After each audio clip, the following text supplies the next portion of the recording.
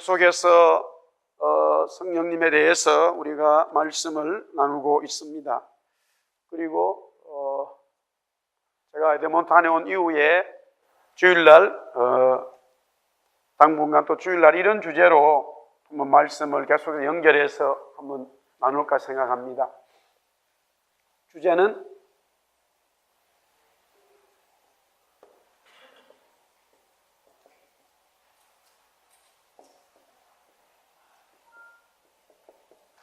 한번 같이 읽어볼까요? 다 같이 시작. 기도, 성령, 그리고 증인. 이런 주제로 이제 또 주일날 낮에 말씀을 나누는데, 계속해서 금요일도 지금 우리가 하나님의 사람으로 살아갈 수 있는 것은 다른 방법이 없어요.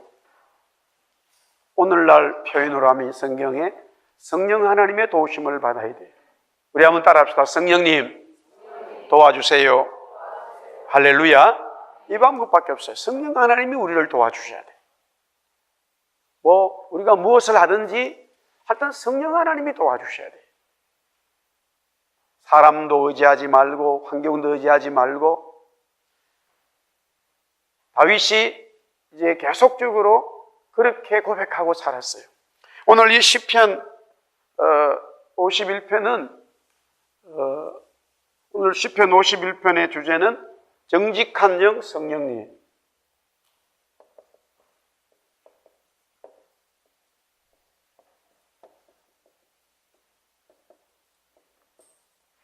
정직한 영 성령님이라고 하는 오늘 본문의 시인데, 우리가 아는 대로 이 시편 51편뿐만이 아니라 몇 개 더 있어요. 내용이 이제 우리가 아는 대로 다윗이 왕이 되어가지고 참 엄청난 전쟁을 하게 되지요. 그래서 이제 하나님께서 참 도와주셔서 전쟁할 때마다 승리하게 됩니다. 그래서 이제 이것이 전쟁이 완전히는 끝나지 않았지만은 상당한 거의 하여튼 이스라엘이 다윗을 중심으로 나라가 강건해지고 이제 굉장한 힘을 얻으니까 이제는 그 장군들이 또 밑에 일하는 사람들이 왕이 이제부터는 왕이 좀 우리 몸을 좀 이렇게 직접 나갈 필요가 없겠습니다. 이제는 우리들이 나머지 일들은 정리할 테니까 그냥 왕궁에 계십시오. 그렇게 됐죠. 그러는 중에 다윗의 부하였던 우리야, 그것도 장군 중에 한 사람이죠. 그 부인 밧세바를 취하게 되고 또 그 일로 인해서 우리아를 죽이게 되고, 하여튼 이런 일들이 이제 다윗에게 일어나고 말았습니다. 간음죄와 함께 살인죄가 적용이 되고, 그러면서도 영적으로 감각을 잃어버렸어요. 그래서 하나님께서 이제 하나님의 사람 나단이라고 하는 선자를 보내가지고 이야기를 하게 하는데, 나단도 참 곤란하지요. 지금 너무 다윗이 강력하기 때문에 괜히 말 잘못했다가는 자기도 그냥 그 자리에서 죽는 거예요. 그러니까 직접적으로 처음에는 얘기 못하고 어떤 비유의 이야기를 만들어서 얘기했더니만은 본인 얘기하고 있는데도 불구하고 전혀 모르는 거예요. 그러니까 우리가요, 어느 순간에 범죄하면 전혀 영적 감각을 찾을 수가 없어요. 다윗도 마찬가지였어요. 그러니까 결국에는 나단 선지자가 왕이시여, 지금 제가 그 얘기한 거는 우리나라에 이스라엘의 어느 사람이 그러는 게 아니라 바로 왕이 그렇게 하고 있다고. 그때서야 이제 다윗이 받아들이는데, 여기에서 중요한 이제 그 하나의 표현이 그 내용이잖아요. 감각이 없으면, 보세요. 영적 감각이 없는 상태에서 어떤 이야기를 했을 때에 영적 감각이 없어서 자기를 얘기하고 있는 줄 몰랐단 말이에요. 그런데 모르니까 선지자가 당신입니다 하고 그냥 지금 무슨 얘기하냐고, 지금 내가 이 얘기 때문에 하는 거라고 했을 때에 영적 감각이 없는 대부분의 사람들은 그 자리에서 바로 그냥 자기의 힘을 이용해서 그 사람을 누르거나 죽이거나 하겠죠. 이게 보통 그 다음 일어날 하나의 모습인데, 다윗은 나단의 이야기를 즉각 받아들이고 하나님 앞에 이제 엎드리게 되고 기도하게 되죠. 그런 내용 중에 하나가 여러 시들이 있는데 성경에 그 중에 하나가 오늘 여기 시편 51편의 내용입니다. 그런데 이런 이제 배경을 통해서 이 시가 이제 나오게 되는데, 저는 오늘 이 성령에 대해서 범죄한 자와의 성령의 관계를 이야기하고자 하는 거예요. 그리스도 주님은 이 땅에 죄도 없으시고 그래서 그렇지만 우리는 범죄하러 가요. 하나님을 믿는데도 불구하고 범죄하는데, 그럴 때 어떻게 해야 되느냐? 범죄자, 정말로 주님을 영접했다고 가정했을 때에 우리가 범죄했지만 하나님의 성령이 우리에게서 떠나갈까요? 안 떠나갈까요? 이렇게 물으니까 너무 어렵지요. 그래서 재밌는 얘기를 하나 하겠어요.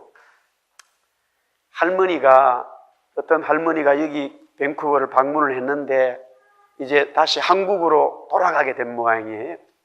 나이가 많거든요. 그래서 이제 아마 자녀들이 막 또 표를 점검해주고 이게 대한항공을 이제 해서 그게 직원이 해서 태웠단 말이에요. 그래가지고 비행기가 쫙 떠가지고 이제 가는데 화장실을 이제 비행기가 완전히 뜨고 나니까 화장실 갈 수 있잖아요. 그래서 제일 앞에 가서 화장실에 가서 이제 볼일을 보고 나오는데 보니까 거기에는 자리에 사람이 몇 사람 안 앉아 있어요. 그리고 자리가 되게 넓어. 1등석이잖아요.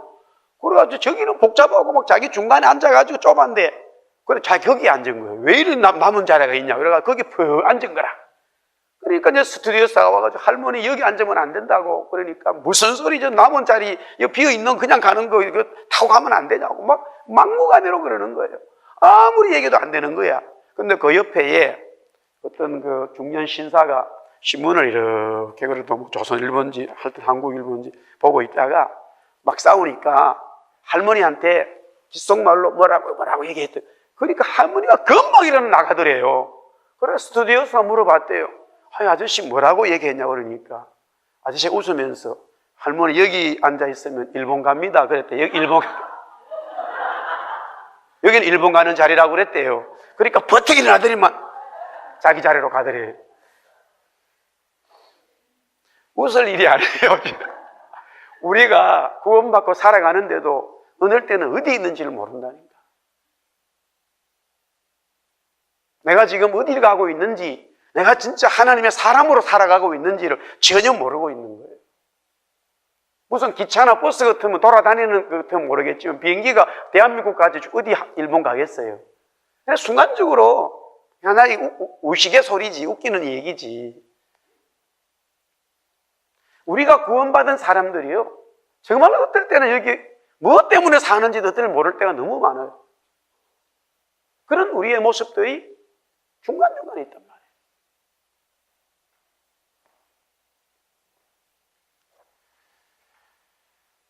우리가 믿는 하나님은, 이 성령님은 하나님이시고 창조주 하나님인 줄 믿습니다. 다음 주인가요? 여기 이제 밴쿠버 순복음 교회에서 청년들 학생들을 위해서 창조과학회 LA 지부에 와 있는 이재만 선교사라고, 원래 과학자죠. 이제 와서 집회를 하는데 인터넷에 이렇게 들어가 보니까 그분의 어떤 그 동영상이나 또 뭐 저는 지난번에 책을 하나 또 구입해가지고 그분이 쓴 책을 하나 읽었어요. 한 가지 예로, 여러분들 다 여기 학교에서 배우니까 지구의 나이가, 우리 학생들, 청년들, 지구의 나이가 얼마예요? 지구의 나이. 응? 지구의 나이. 진화론자는 우리말로 46억 년이라 그래요.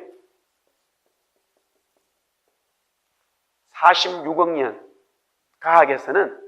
그런데 이재만 선교사는 성경을 믿기 때문에 지구 나이는 얼마쯤 됐어요?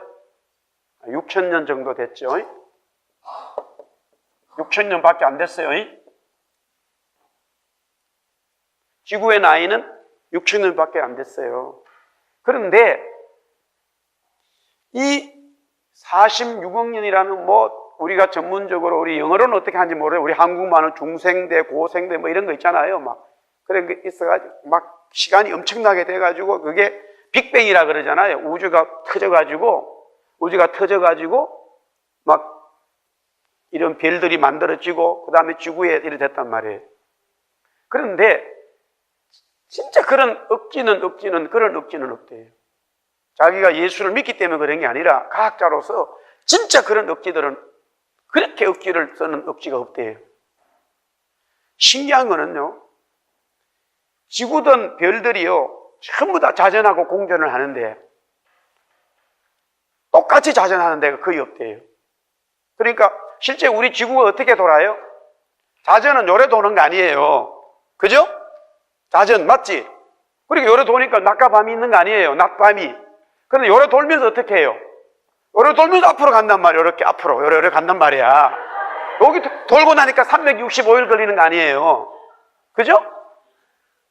그렇잖아. 그런데 요게 조금만 앞으로 가도 뒤로 가도 지구에서 태양하고 달하고 차이가, 여기는 엄청난 일이 벌어진다는 거야. 지가 터져가지고 어쩌고 그 자리에 고래 딱 돌아가냐고. 태양하고 지구하고의 거리, 그 다음에 지구하고 달은 지구를 또 돈단 말이에요. 그런데 지구는, 달은 이렇게 계속 가기 때문에 우리는 항상 달 뒷면은 못 보고 있대요. 그런데 별들이 막 희한하게 할 어떤 거는요, 이렇게 돌면서 가는 게 있대. 어떤 거는 이렇게 앞으로 돌면서 가는 게 있대요. 별게 다 있대. 모양이 다 다르대. 터져가지고 언제 지가 그렇게 되냐고. 심지어는 그 얘기까지 해요. 타조가 얼마나 빨리 달립니까? 근데 욥기서에 나와요. 타조가 달리기 시작하면 말보다 빠르다고 이런 얘기가 나와. 그러면서 하나님이 욥한테 물어요. 욥아, 타조가 어떻게 저렇게 말보다 빨리 달리는지 아냐? 이렇게 물어요. 모르지.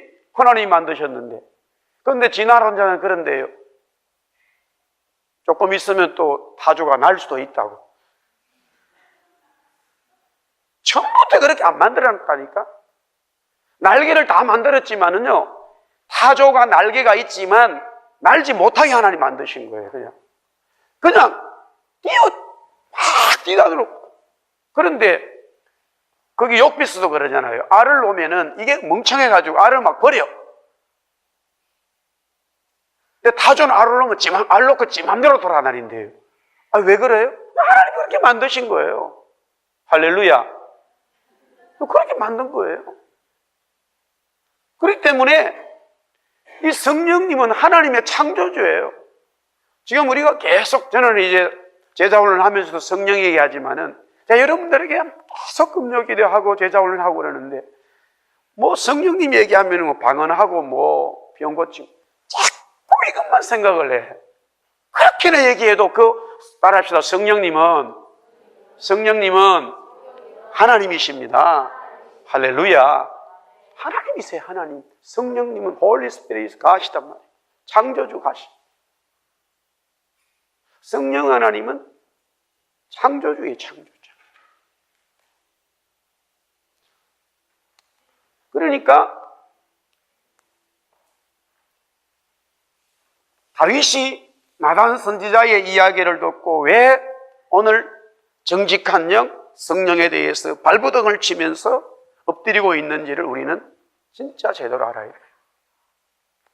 내가 몸이 아프고 아니면 어떤 기업이 안 되고 자녀간에 문제가 생기면 또 살아가면서 이런저런 생각지 못한 일들이 오면 참 우리가 고민스럽지요.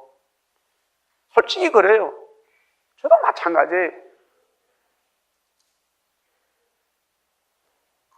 날씨가 막 계속 요사 이러니까 참 견디기가 힘들어요. 이게 1, 2년도 아니고, 오늘 저녁에 우리 집사람이 당신이 말씀을 적용을 해야지 그러더라고요. 당신이 설교하고 나놓고 맨날 그래 맞아요.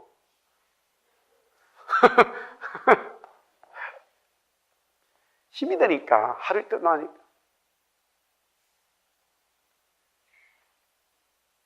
그래서 올 때 도저히 안 돼서 파이널을 2개를 먹고 왔는데, 날씨가 이러면요, 이게 지금 하여튼 91년도 사건 이후로 지금까지 이렇게 살잖아요.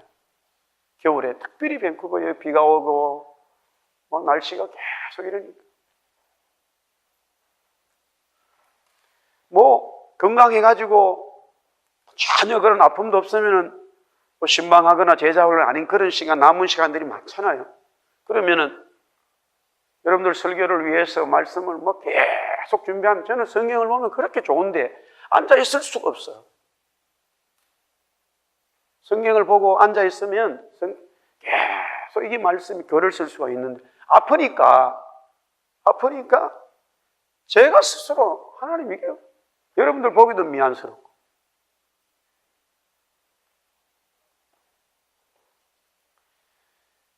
성령님의 도움밖에 없는 거예요. 그 성령님이 창조주 하나님이야, 창조주.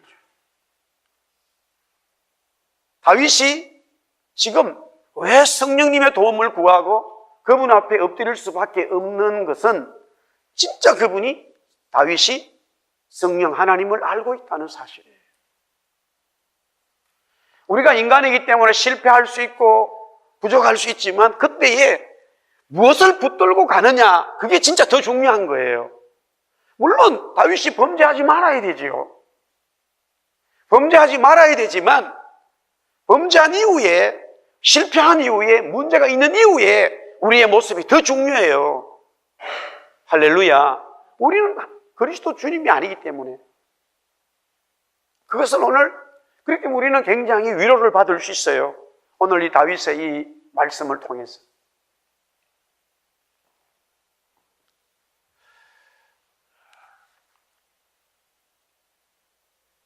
이 성령님은 오늘, 그러니까 먼저, 그렇다면 오늘 본문에 나와 있는 성령님은 어떤 분이시냐? 정직한 분이세요. 따라합시다. 성령님은 정직한 분이시다. 정직한 영이라고 했어요. 바르다는 거예요. 성령님은 거짓의 영이 아니죠. 이 정직에 반대되는 말은 거짓이잖아요, 거짓. 이 거짓은 말은 마귀예요. 요한복음 8장 44절에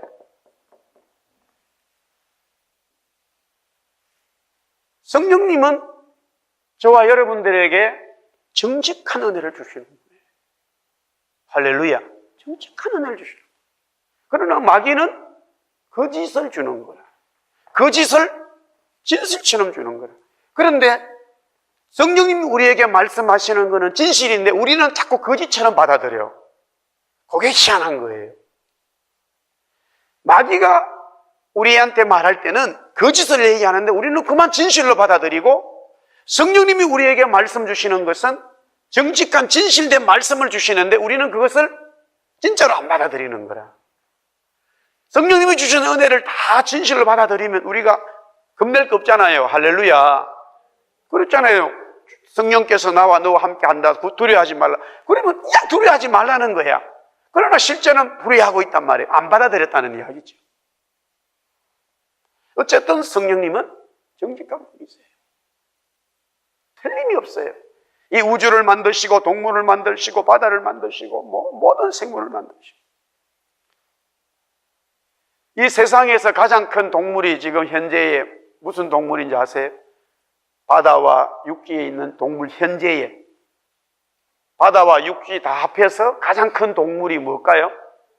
고래예요. 고래도 종류가 많지요. 그런데 블루고래라고 청고래인데 심장이 하트가 복스바겐 차 한 대만 하다 이거예요. 한 4명, 5명 더 간다 이거지.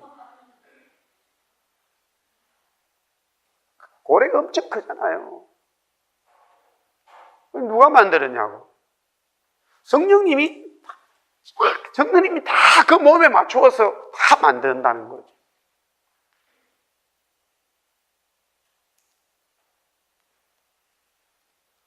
참 모든 게 신기하기 짝이 없잖아요. 모든 게 신기하기 짝이 없잖아요. 그 정확한 이 정직이라는 것은 어떤 사물을 만드시고 디자인하시고 창조할 때에 너무너무 정확한 거예요. 그 정확한 위치에 있어야 되는 거예요. 성령님만 가능한 거예요. 그게 틀려버리면 다 깨져버리는 거예요. 성령님은 정확하신 분이에요. 정직하고 정확하신 분이에요. 우리는 성령이 우리 속에 있어야 되는 것은 그 하나님의 정확함과 정직을 우리는 자꾸 받아 먹게 되는 거죠. 하나님의 정직함을 우리가 자꾸 먹게 되는 거죠. 성령님 우리 속에 있기 때문에. 할렐루야. 그래서 우리는 성령이 떠나가면 안 되는, 성령 속에 있어야 된다. 그 다음에 두 번째, 오늘 본문에서는 우리가 여기 성경에는 주의 영이라고 그랬단 말이에요. 주의 영. 11절에 보니까 나를 주 앞에서 주의 성령. 그러니까 여기 성령이라는 말에 보면은 홀리라는 말이 붙어 있어요. 홀리 스피릿. 거룩이라는 말이에요. 거룩. 그러니까 성령님은 거룩하신 분이라는 거죠. 홀리. 이거는 깨끗하다는 거예요. 깨끗함은. 성령님은 깨끗하신 분이에요. 그리고 우리가 자꾸 성령의 은혜를, 성령님의 도우심을 구하고 성령의 은혜를 찾아가는 것은 우리의 육과 혼과 영이 자꾸 깨끗해져 가는 것을 닮아가는 거예요. 할렐루야. 자꾸 깨끗해져 가는 거예요.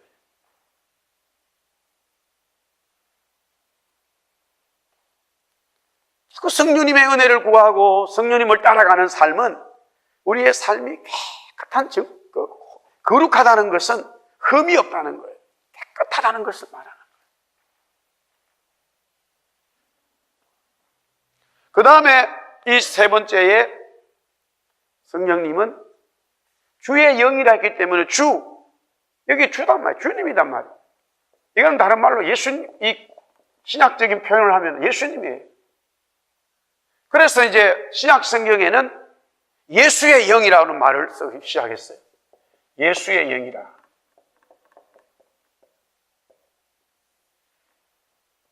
성령님은 예수님이에요.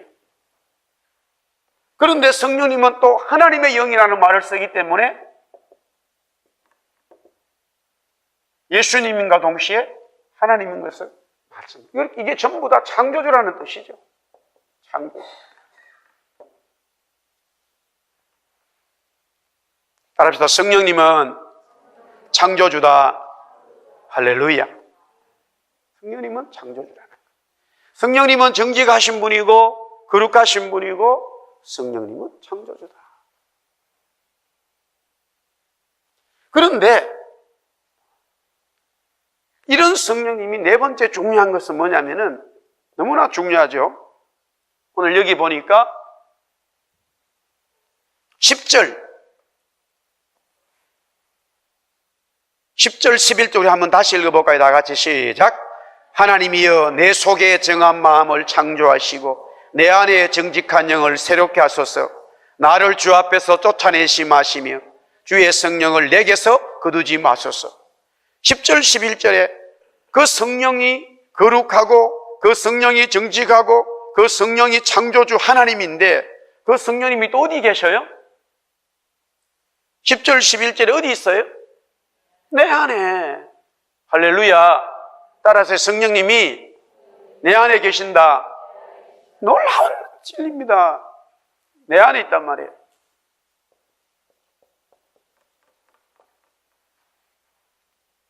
그래서 바울은 네 속에 주의 성령이 있는 것을 네가 모르느냐? 그렇게 말했어요. 엄청난 창조주 하나님이 내 속에 있다는 거야. 이게 뭔 소리예요? 성령 하나님이 내 안에 함께 있다는 거라. 그리스도를 영접한 사람들에게, 그리스도를 고백한 사람들에게 임하는 최대의 축복이에요. 최고의 복이에요. 성령 하나님이 내 속에 있는 거예요. 할렐루야. 예수 믿는 사람들에게만 이것이 있어요. 믿지 않는 사람은 없어요. 예수 믿는 사람에게만 성령이 우리들 속에 임한다는 거예요. 계시는 거예요.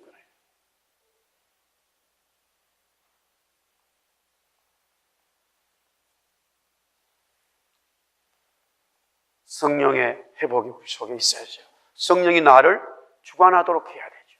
성령이 나를 붙들도록 해야죠. 할렐루야.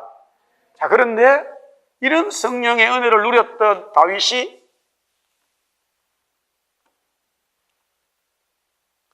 지금 고민에 빠졌잖아요. 왜냐하면 죄악으로 인해서 그렇게 됐단 말이에요. 그렇기 때문에 다른 방법을 회개할 수밖에 없어요. 이 성령님과의 관계가 삐그덕거렸단 말이에요. 문제가 생겼단 말이에요. 그래서 회개할 수밖에 없다. 그럼 무엇을 회개해야 되나? 이게 바로 죄죠. 죄밖에 없어요. 죄를 회개해야 돼요.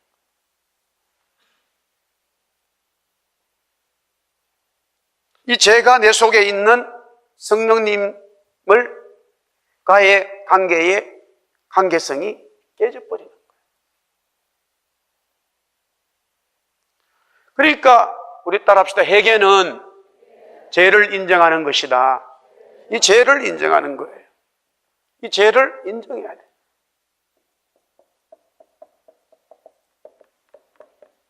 죄를 인정해야 돼요. 죄가 인정이 되기 시작하면 그때부터 회개의 역사가 되면 다시 성령이 내 속에서 나를 이끌어준단 말이에요. 거룩하고 창조주 그 성령님이 내 속에 계시는 이런 축복을 놓쳐야 되겠어요? 내가 물질을 가지는 것을 찾아가야 되겠어요? 성경은 그래서 하나같이 정말로 하나님의 사람들이 가져야 될 것은 이 성령님이 우리 속에서 역사하도록, 이것이 최고의 복이다. 임마누엘, 하나님이 우리와 나와 함께 하신다고 하는 이 최고의 복을 말씀하고 있는 거예요. 물질을 잃어버릴 수도 있고 건강을 잃어버릴 수도 있고 내 삶에 이런저런 어려움을 당할 수 있어도 그것이 나를 힘들게 할 수도 있어요. 그러나 근본적으로 성경이 말하는 복이라고 하는 것은 성령님과 나와의 관계에 대한 이야기예요. 그것을 복이라고 말씀하고 있어요. 그것을 놓치지 말라는 거예요. 물질도 잃어버릴 수 있고 건강도 잃어버릴 수 있고 사람 관계도 잃어버릴 수 있지만 성령을 잃어버려서는 안 된다는 거예요. 할렐루야. 예?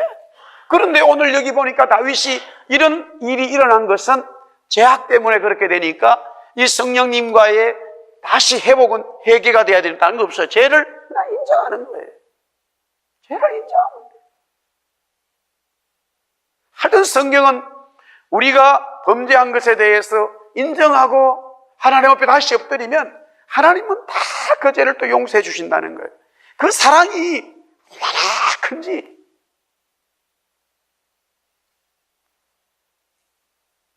그 사랑이 하도 크다는 것을 어느 정도는 여기 자연에서도 알 수 있어요. 밴쿠버의 겨울에 막 비가 이렇게 계속 오면은 참 걱정이 될 수 있잖아요. 근데 물이 막 불해져가면 엄청나게 비가 오니까 흘러가는데 저 바다로 가면은 표시가 별로 없어요. 어떻게 되는 일인지 모르겠어요. 저 바다는 다 물을 다 받아들여요. 강에서는 물이 막 넘쳐가지고 야단인데 바다로 들어가면은 바다에서는 다 물을 받아들여요.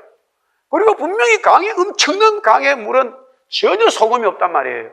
근데 이상하게 저 물이 바다로 들어가면 소금이 있어. 희한한 거죠. 그러니까 우리가 죄만 인정되면은 그냥 하나님 앞에 내 자신의 우리의 삶에 대한 어떤 부분들을 인정해버리면은 하나님은 그냥 우리의 그 더러운 것들을 다 소멸해 주시고 하나님의 은혜로 덮으시는 거예요. 할렐루야.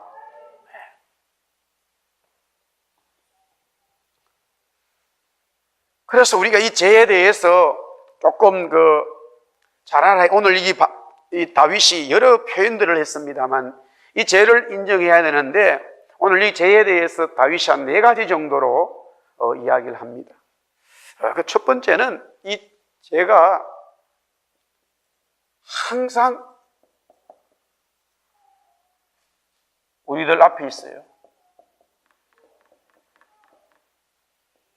이 죄가 항상 우리들 앞에서 우리를 넘어뜨리려고 있는 거예요.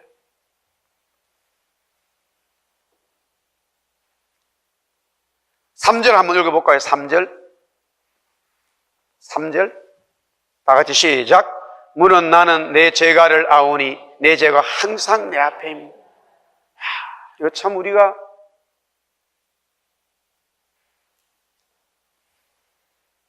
에드먼턴은 겨울에 항상 눈이 있어요. 도로에. 내년 보통 한 늦게까지 막 4월달까지 눈이 있어가지고 거기 사는 사람들은 운전을 잘해. 그런데 그 사는 분들 얘기 들어보니까 처음에 그 짝으로 와서 알버타에 처음 살게 되면 겨울 3번을 넘기면 계속 살 수 있고 겨울 3번을 못 넘기면 다 그만둔대. 우리 여기는 운전하다가 뭐 유리 깨지면은 그래도 그 디덕티블 해가지고 ICBC에서 유리 바꿔주는데 거기는 그건 아예 안 돼요. 왜냐하면 눈 치운다고 뭐 흙도 뿌리기도 하고 이러다 보니까 날씨는 추운데 지금 현재도 제가 내일 아침에 갑니다. 영하 20도예요. 그래가지고 여기는 뭐 지난번에 새벽에 마이너스 2도라고 그러니까 넌닝구 바람으로 다닐 수 있다고 그러더라고요. 저보고 목사님께서 그거 넌닝구 바람 다닐 수 있다고. 자기는 지금 마이너스 20도래요 지금. 그런데 어떨 때는 막 35도씩 되거든요. 마이너스 35도. 마이너스 35도 얘기만 듣지 실제 가봐야 알아요. 이게 얼마나 추운지. 마이너스 35도 돼보세요. 그러다 보니까 이게 뭐 운전하다 보면은 돌 같은 게 이렇게 눈 청소한다고 잔돌이 탁 튀어가지고 날씨는 또 마이너스 30도 되면은 유리가요 조금만 이렇게 딱 튀어도 돌 같은 게 그냥 깨져버리는 거야. 쫙 금이 가는 거야. 근데 그거는 아무것도 아니에요. 처음에 막 거기 가서 살다 보면 운전을 못 해가지고 막 브레이크 잡으면 위 미끄러지고 막 신경이 엄청 쓰이는 거야. 그러니까 정신을 바짝 차려야 되는 거죠. 영적으로 다윗이 자기가 범죄했지만 가만히 범죄한 것을 돌아보니까 자기 앞에 항상 죄가요 자기를 넘어뜨리려고 마귀가 죄의 올무를 만들어 가고 있다는 걸 그때서야 깨달은 거예요. 그래서 다른 게 없어요. 자기가 범죄한 것을 인정하고 주님 내 앞에 이렇게 내 죄악이 계속 있는데 주님 해결해 주셔야 된다는 그런 이제 고백이에요. 우리가 우리 삶에 항상 죄악이 우리를 넘어뜨리고자 한다는 것을 깨닫고 있어야 되는 거예요. 그 다음에 그러니까 이거는 어떤 상황이잖아요. 상황. 그런데 여기는 출생이 어머니 뱃속에서부터 죄가 있었다는 거예요. 5절 한번 보세요. 내가 죄악 중에서 출생하였으며 어머니가 죄 중에서 나를 잉태하였습니다. 이 죄가 우리 원래부터 그냥 따로 있는 거예요. 내 앞에도 죄가 있지만 내 삶에 살아가는 모든 삶 속에서 앞에서도 죄들이 계속 나를 괴롭히지만 이미 내가 태어날 때부터 죄의 몸으로 이 죄인으로 태어나 버린 거예요. 이것을 고백하지 않으면 절대 성령의 은혜를 감당할 수 없어요. 뭐 내가 조금 은혜 받았다고 뭐 죄가 없는 것처럼 거룩한 것처럼 그렇게 행동하는 사람들이 있는데 바로 그거는 성령이 떠나가 버려요. 역사 안에. 자, 한번 8절 한번 봅시다. 8절 다 같이 시작. 내게 즐겁고 기쁜 소리를 들려주시사 주께서 꺾으신 뼈들도 즐거워하게 하소서. 꺾으신 뼈, 이게 뭐냐면은 우리 한번 따라합시다. 뼈의 고통. 이 뼈의 고통이 죄악으로 인해 가지고 이 표현적으로 시적 표현이 뼈의 고통인데 육과 혼과 영이 죄악으로 인해서 고통 속에 있는 것을 표현하고 있는 거예요. 그런데 이게 성령의 은혜로 회복되지 않으면은 이런 죄악을 자꾸 밥 먹듯이 지으면요, 죄악을 밥 먹듯이 지으면 그 다음부터는 내가 지금 죄악을 하고 있는지도 모른단 말이에요. 거짓말을 자꾸 하다 보면요, 그 다음에는 자기가 거짓말을 하며도 진실을 말하는 것처럼 착각하고 산다는 거예요. 심리학자들 얘기가. 이게 참 무서운 거예요. 사람을 만나게 하면 거짓말을 하는데 그것이 처음에 듣는 상대방은 거짓말인지 모르죠. 본인이 거짓말을 하는 거야. 그러나 자기는 진실된 말을 한다고 생각하고 있다는 거예요. 나중에 경찰에 조사해보면 전부 다 거짓말이야. 막 넥타이 쫙 막 이래가지고 막 아가씨 만나가지고 무슨 대학 나왔다 그러고 하니까 막 여자들이 홀랑했는데 보니까 사기꾼이거든. 그런 남자들 얼마나 많은지 몰라요. 이게 제약이 내가 지금 너무 아프구나. 내 마음이 너무 아프구나. 내 뼈가 너무 아프구나. 그것을 느끼는 것은 하나님의 사람이기 때문에 그런 거예요. 이것을 아프면은 뼈에 고통이 있으면은 육체에 통증이 있으면은 병원을 찾아갈 거 아닙니까? 이건 지금 다윗의 고백은 영적으로 뼈에 고통이 있는, 그러니까 주님 앞에 찾아오는 거예요. 이것은 굉장히 영적으로 중요한 모습입니다. 우리가 다 부족하고 제약이 있을 때 정말 주님 앞에 엎드려서 주님 도와주세요. 이 뼈의 고통을 느끼기 때문에.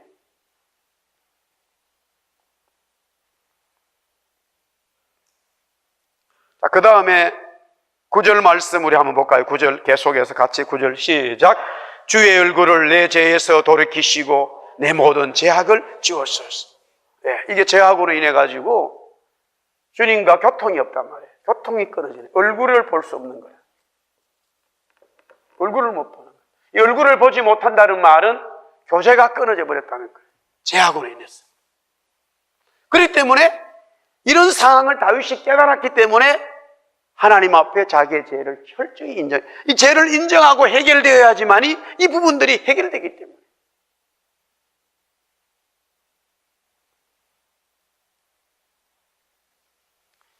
이 죄악을 인정하고 주님 앞에 엎드려서 기도로 나갈 때 하나님은 우리에게 은총을 주시는 분이죠. 회복을 주시는 분이죠. 우리 한번 따라합시다. 하나님은 나에게 회복의 은혜를 주신다. 네. 이제 세 번째는 회복이란 말이에요. 리커버리란 말이에요. 우리 이거 컴퓨터로 말하면 리커버리가 되는 거예요. 새롭게 딱 세팅되는 거예요. 바이러스는 싹 사라지고 리커버리가 돼가지고 깨끗한 모든 이제 그 컴퓨터를 작동할 수가 있게 된단 말이에요. 오늘 여기 성경에서 회복이 되어지면은 회복이 이 죄악으로 말미암아 죄를 인정하고 성령님 앞에 엎드려서 기도로 회복이 되는 역사가 되면 무엇이 회복되느냐? 오늘 여기 성경에 보니까 세 가지 회복을 다시 맡겼어요. 구원의 즐거움이에요. 구원의 즐거움이 회복이 된단 말이에요.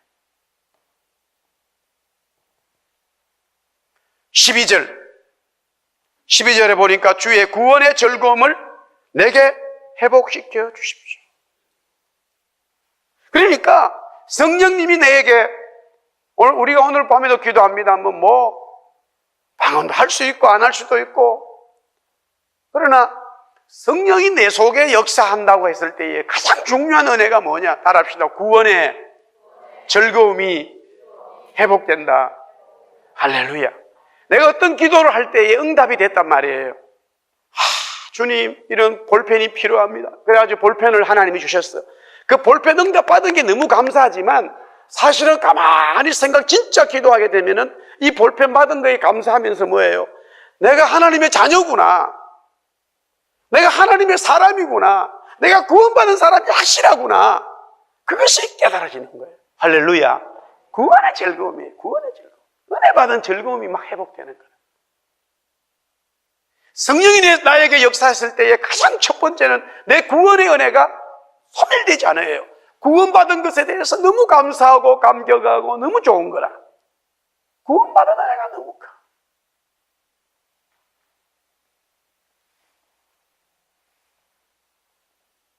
우리가 어떤 문제가 있을 때에 그 기도함으로써 응답을 받았단 말이에요. 응답받았어. 그래서 그 응답받은 것에 대해서 감사하고 하나님 앞에 감사하고 막 찬송하고 또 감사해서 예물도 드리고 하는데 가만히 기도해 보니까 진짜 왜 나에게 하나님이 응답하셨느냐? 내가 하나님의 자녀니까 내가 어떻게 하나님의 자녀 되었어요? 구원받았기 때문에. 그 구원의 은혜가 그래서 구원의 은혜가 있는 사람들은 두려움이 없고 구원의 은혜가 있는 사람들은 감사가 넘치는 거예요. 모든 것이 감사한 거예요. 우리 한번 따라합시다. 감사합니다. 할렐루야. 우리가 하나님 앞에도 감사하고 서로 우리 사람 관계에서 서로 감사하고 자녀가 부모에게 감사하고 부모가 자녀에게 감사하고 목사가 성도에게 감사하고 성도가 목사에게 감사하고 서로 감사가 나오는 거예요. 왜? 하나님 앞에 감사한 구원의 은혜가 있다 보니까 그 구원의 은혜로 인해서 수평적인 관계도 너무 감사한 거야. 병급에 사는 것도 감사하고 할렐루야. 다 감사하고 다 감사. 감사가 있게 되어지면 점점 은혜는 배로 막 증가가 되는 거지. 배로 증가가 되는 거지.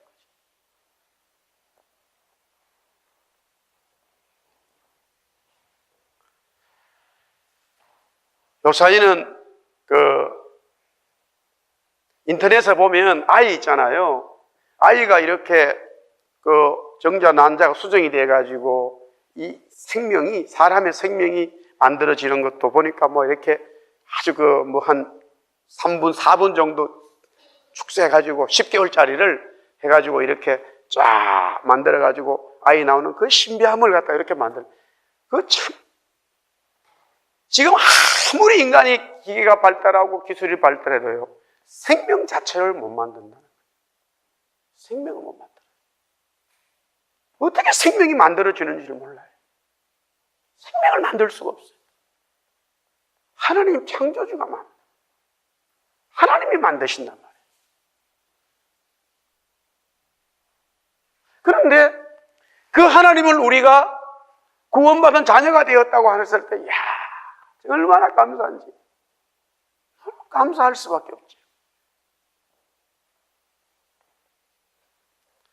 오늘 이 밤에 기도할 때에 구원의 즐거움이 충만하기를 주의 이름으로 축복합니다. 네. 자, 그 다음에 13절 우리 한번 읽어볼까요? 13절. 13절 다 같이 시작. 그리하면 내가 범죄자에게 주의 도를 가르치리니 죄인들이 죽게 돌아오리라. 예. 정인의 삶이 회복되는 거예요. 따라합시다. 정인의 삶. 예. 구원의 즐거움과 함께 하면 정인의 삶이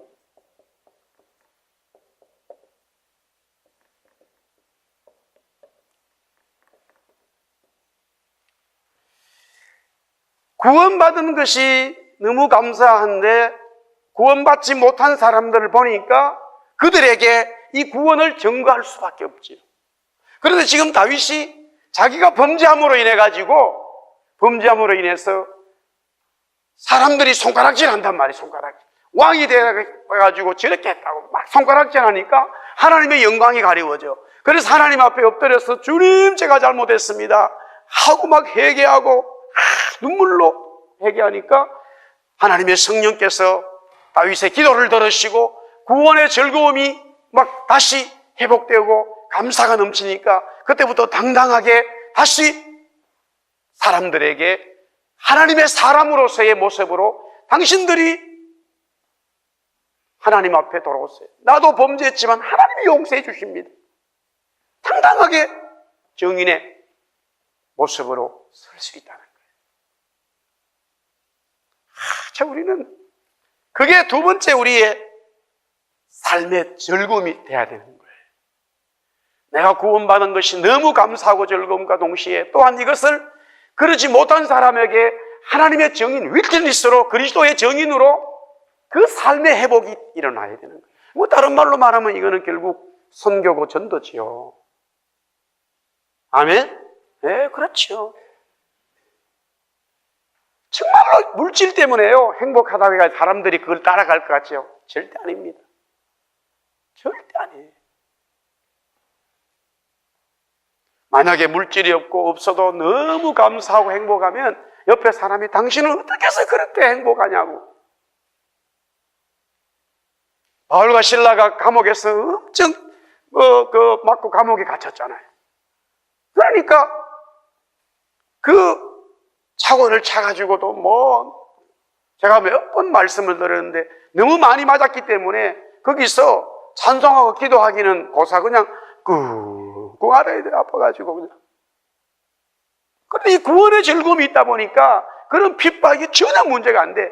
그러니까 그 감옥 속에서도 막 찬송하고 기도하니까 제수들이 듣고 결국에는 하나님의 성령의 역사하니까 간수가 어떻게 당신이, 나는 관수장이고 당신들은 죄인인데 당신들이 언제 죽을지 모르는데 나는 기쁘지 않고 왜 당신들은 기쁘냐? 대체 그 기쁨이 어디서 왔느냐? 나도 어떻게 그 기쁨을 찾을 수 있을까? 그게 어떻게 해야 내가 구원받을 수 있겠습니까? 라고 묻는 얘기 아니겠습니까? 할렐루야. 그렇지요. 그래서 성경의 역사를 보세요. 참 어려움 당하고 어떤 문제가 있는 사람들을 통해서 하나님이 은혜 주시고 회복시켜 주시는 것을 기록한 이유가 뭐냐면 세상의 방법으로 하지 아니하고 하나님의 방법으로 해서 하나님의 정인의 삶을 나타내도록, 그게 하나님의 역사하는 거죠.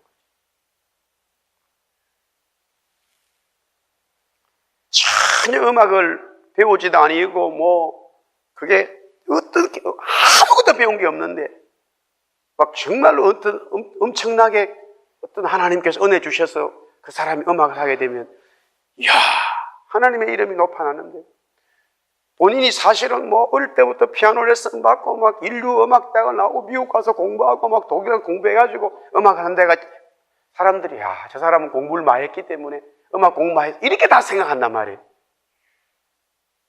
그래서 하나님은 그런 방법을 안 쓰는 거예요. 성경을 가만히 보세요. 그 사람이 잘하는 거 가지고 쓰면은 하나님하고 그 사람 관계는 이해될 수 있어. 다른 사람들이 하나님을 인정을 안 해. 그 사람이 그걸 잘해서 했다라고 자꾸 이야기하니까 하나님이 그 소리 듣기 싫어하시는 거예요. 그래서 못하는 걸 가지고 그 사람한테 하게 해가지고 다른 사람들이 당신 그거 못하는데 어떻게 했냐고, 어떻게 그런 일을 했냐고, 그때서야 하나님이 성령이 나에게 하셨다고 이렇게 되는 거예요. 할렐루야.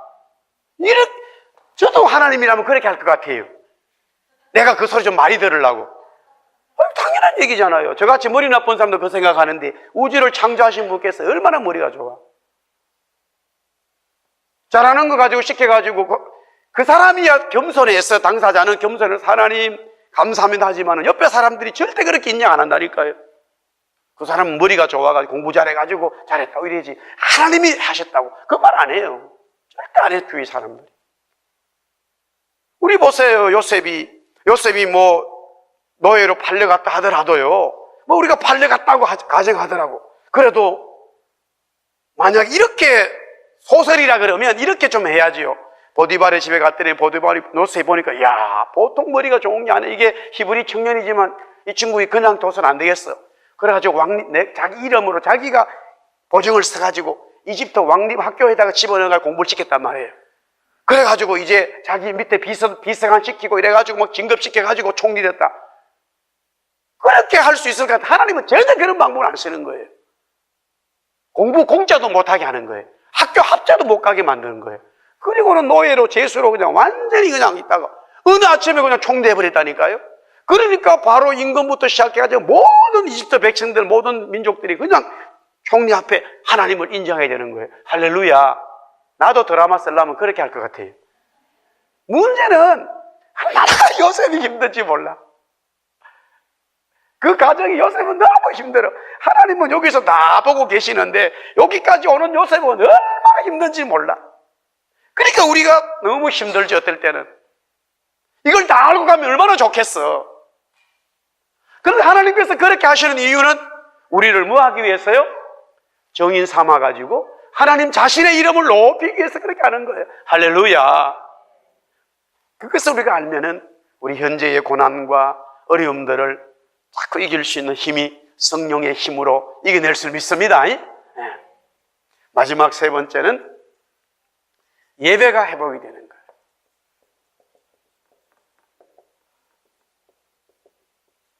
예배가 회복이 되는 거예요. 예배가.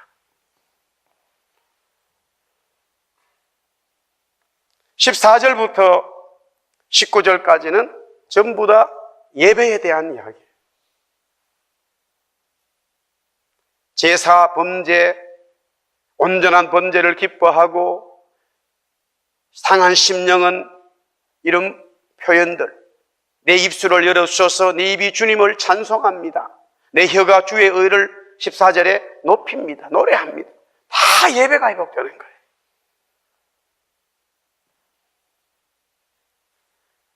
회복이 되면 그 다음에 예배가 하나님이 우리의 예배를 받으시는 거예요. 저와 여러분의 찬송을 받으시는 거예요. 할렐루야. 찬송을 받으시는 거예요.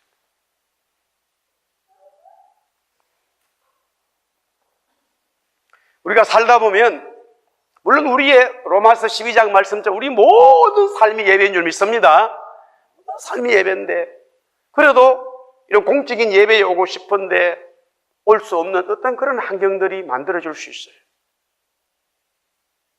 지금은 아무도 그 환경을 막을 사람이 없어. 막는 사람은 자신밖에 없는 거예요.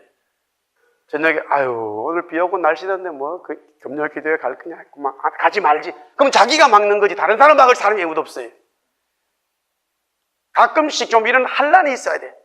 문 앞에서 칼을 딱 쭉 교회 가지 마 이런 역사 있어야 가겠습니다 막 이런 일이 일어나는데 그러면 여기 보면 막 여기 와서 막 목사님이라고 막 벌떡벌떡 기도한다고 아무도 막을 사람이 없으니까 그냥 와가지고 뭐 이렇게 하다가 예배가 회복되는데 이게 이제요 마지막 때에 그럴 때가 와요. 그럴 때가 와요. 하여튼 우리 교회 저도 그렇고 여러분도 그렇고 우리는 어떤 일이 있더라도 하나님 앞에 예배하는 걸 스탑할 수 없습니다. 할렐루야. 우리가 철저히 무장해야 돼. 철저히 무장해야 돼. 제가 이제 어저께 우리 성장반 그 세 사람 이렇게 차근차근 성경을 가르치다가 제가 몇 번 얘기했지만은 참 군대에서 저 혼자 예배 드리는 그때 딱 한 번이죠. 신병에 딱 그냥 훈련소 들어갔는데 토요일 들어가자마자 그 다음날 아침에 교회를 가야 된다는 광고를 해줘야 되는데 교회로 말하면 광고가 나와야 되는데 전령이 나와야 되는데 안 나오는 거예요. 9시 되고 10시 돼도. 그래가지고 혼자 용기를 내가지고 그냥 행정반에 가서 뭐 이등병, 훈련병 누구 이래가지고 교회 가겠습니다 이러다 그냥 말 떨어지기 전부터 엄청 두드려 맞고 그냥 거기서 막 그냥 군화로 짓밟히고요. 그래서 집합 때마다 교회 가야 됩니다. 완전 무슨 닭처럼 막 달게 들었단 말이에요. 그게 더 두드려 맞았지. 그러니까 뭐 장교하고 뭐 선임하사하고 병사 기관병 이런 놈 생전 처음 봤다는 거예요. 아무도 교회 가는 소리 한 놈이 없는데 그래서 하는 말이 다음 주부터는 갈 수 있다는 거예요. 제가 나중에 군정매하고 사단장님에게 때문에 이야기해가지고 바로 고쳐버렸잖아요. 누가 그런 법을 만들었냐? 사단장님이 신병교육 훈련 대장 불러가지고 훈련병도 바로 그 다음 날부터 교회 갈 수 있도록 뭐 그런 일이 있는 거예요. 그리고 교회를 못 가니까 어떻게 돼? 주일인데 11시 그래도 다 예배 드렸는데 못 간 거예요. 그러니까 혼자 저 구석 훈련 받는 저 구석에 이제 그날은 쉬니까 주일이 일요일이니까 혼자 저기 모포 딱 갖다 놓고 성경책 여기 군인 갈 때 친구가 준 요만한 성경 펴놓고 혼자 앉아가지고 모포 위에 놓고 성경 옆에 혼자 이제 오늘 제가 1985년도 군대 간 1985년 11월 3일 주일 예배를 시작하겠습니다. 혼자 이랬단 말이에요. 큰 소리도 하지도 못하고. 생각해 보세요, 여러분들. 모포 위에다 딱 큰 소리 하면 또 무슨 소리일까 봐 구석에 앉아가지고 저쪽에서는 TV 켜놓고 있고 혼자 이래가지고 그래서 사도신경으로 신앙을 고백하겠습니다. 교동문 1부 해고. 그래가지고 말씀을 읽어야 되는데 설교할 수 없으니 시편 23편 제일 좋아하니까 시편 23편 여호와는 나의 목자신 내가 부르 찬송 하나 복의 구는 강림 하나 부르고 설교는 말씀대로 살겠습니다. 설교자가 주기도문을 혼자 그 주기도문을 하고 이제 그런데 위에서 눈물이 쫙 이게 군대 생활 이게 만만치 않구나. 그래, 내가 20 몇 년 동안 내 마음대로 자유롭게 신앙생활 할 수 있겠지만 한번 여기서 환난이라는 걸 한번 당해보자. 내가 진짜 주님을 사랑하는 젊은이였는지 내가 이기나 세상이 이기나 주님 세상 이겼다고 그러는데 나도 세상 이길 수 있어. 눈물이 쫙.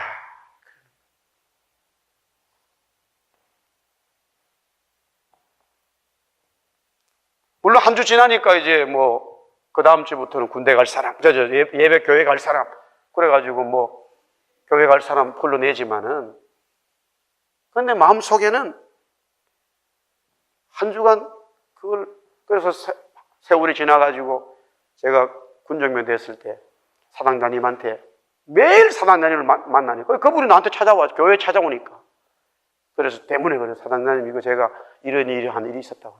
그래? 때문에 전화 딱 들어가지고, 야, 신명교육대장 그 훈련병들 돌아오자마자 그 다음날 주일 교회에 안 갔나? 그러니까 그 당장 교회 알았지? 끝나버린 거예요. 그냥 전화 사당장 별 2개 명령하면 돼버려 되잖아요. 그래서 하나님의 이름이 높아지는 거예요. 예배가 살아나는 거예요. 한 사람의 예배가 얼마나 중요한지, 살아있는 생명의 예배가 얼마나 많은 사람에게 은혜를 주는지, 하나님은 예배자를 회복하기를 원해요. 다윗은 그걸 알았기 때문에 하나님 앞에 철저히 회개하고 입술로, 다윗은 원래 이제 이 악기 가지고 찬양하고 하는 것 아주 그 전문가잖아요. 시인인가 동시에 음악가예요, 다윗이. 똑같은 노래를 부르지만은 지금 하나님 앞에 예배가 회복되지 않은, 자기 영이 회복되지 않았을 노래가 얼마나 힘들다 하는 걸 너무너무 본인은 잘 알아요. 돈이 없어서 힘든 게 아니고, 건강하지 못해서 힘든 것이 아니라, 내 찬송이, 찬양이 악기를 통해서 노래 부를 때에 성령 주님께서 받지 않는다고 하는, 이게 얼마나 힘든지 다윗은 아는 거예요. 그러므로 우리가 예배가 얼마나 귀하고, 심지어는 뭐라고 표현했냐면 17절 보세요. 우리 한번 다시 봅시다. 17절 다 같이 시작. 하나님께서 구하시는 제사는 상한 심령이라. 하나님이여 상하고 통회하는 마음을 주께서 멸시하지 아니하시오. 제사에, 예배에 양도 드리고 소도 드리고 막 하잖아요. 그러나 가만히 자기가 정말로 예배가 회복되면서 마음이 은혜가 오면서 찬송해 보니까, 하나님께서 내가 죄악을 한 것이 잘못했지만 하나님의 엎드려서 회개하고 기도하면서 예배 드리니까 하나님이 진짜 좋아하는 것은 양이 아니었다 이거예요. 소가 아니었다 이거예요. 뭐예요? 우리의 뭡니까? 하나님 앞에 엎드리는 그 상한 심령. 하나님 없으면 예배할 수 없고 주님 은혜 주시 않으면 찬송할 수 없다고 하는 우리의 불쌍한 마음, 엎드린 겸손한 마음을 하나님이 원하셨다는 사실을 깨닫게 되는 거예요. 할렐루야. 그래서 우리의 예배는 살아나는 거죠. 오늘 이 밤에도 기도할 때에 우리의 예배가, 우리의 찬송의 기도가 살아날 줄 믿습니다. 정인의 삶으로 살길 바랍니다.